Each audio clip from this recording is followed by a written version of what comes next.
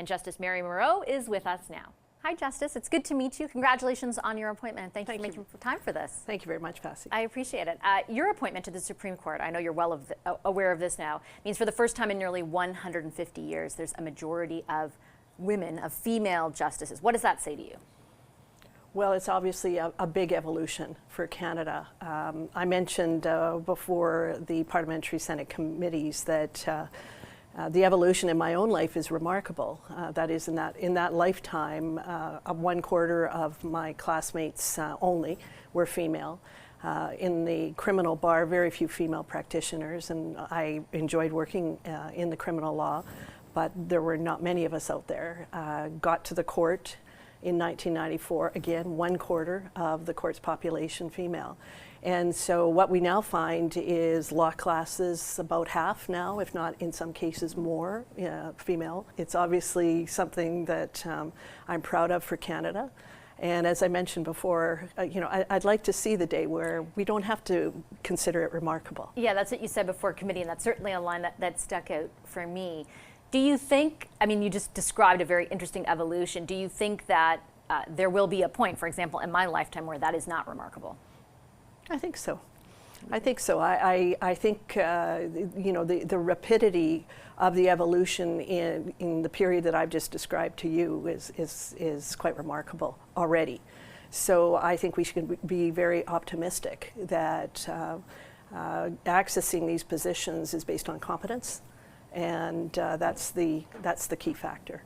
I wanted to, speaking of minority, to speak about minority rights with you. You come from a long line of people who advocated for minority language rights that, from what I've read about you, certainly has informed a lot of your endeavors in the court in Alberta. In your family's case, it was minority francophone rights in Alberta. And I want to talk more generally about minority rights in a second, but I first wanted to actually put to you a criticism I read of your appointment, essentially that not necessarily specifically about you, but the idea that Supreme Court judges have to be bilingual, and that it takes out of consideration, particularly in parts of a country like Alberta or Saskatchewan, where Francophones make up the minority, a large swath of people who might otherwise be qualified. What would you say in response to that? Well, I don't think that's a question that I need to respond to. I looked at the requirements of the job.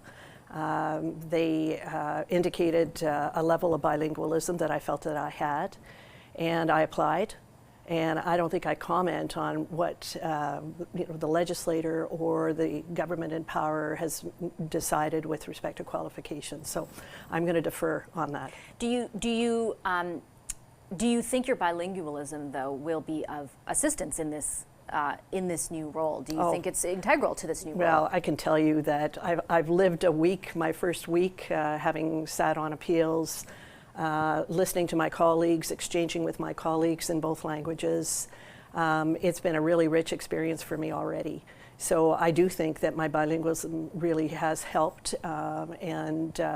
We have not only bilingualism, we have a court that's representative of different geographic areas. I think we have a court that also represents a lot of diversity in terms of ethnicity and cultural background.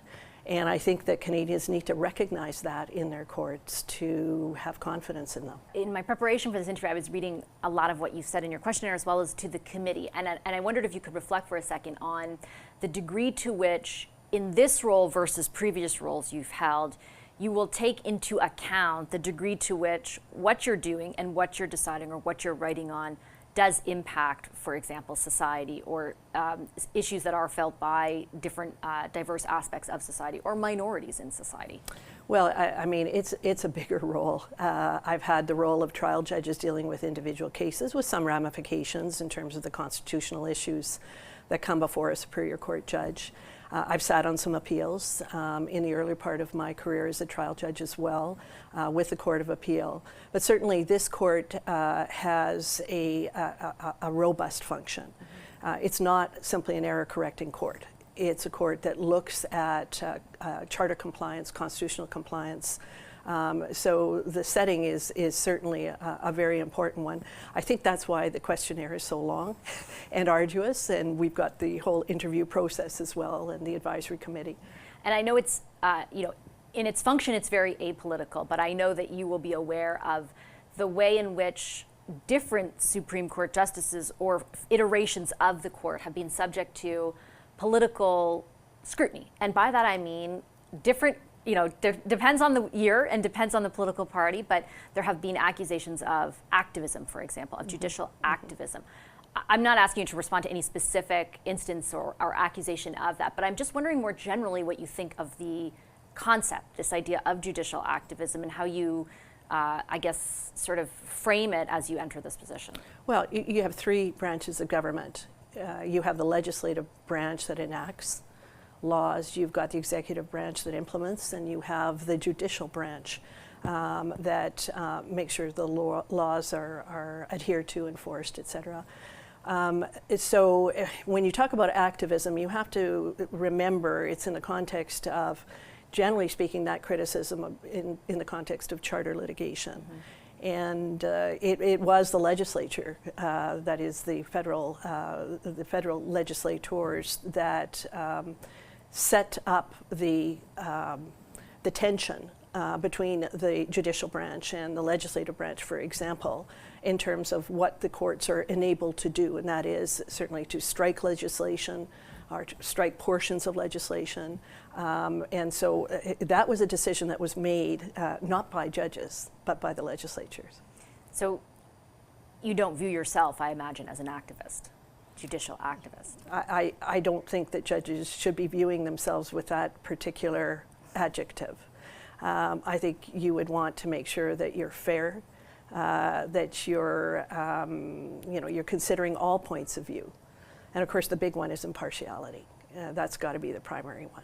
Just before I let you go, Justice, I did want to also ask you about something the Chief Justice has reflected on, and that is his frustrations, as he's expressed them, around the pace with which the federal government is filling judicial vacancies, and more significantly, the potential impact of that on access to justice and therefore a diminishing level of faith in the judicial system. Are you worried about that too?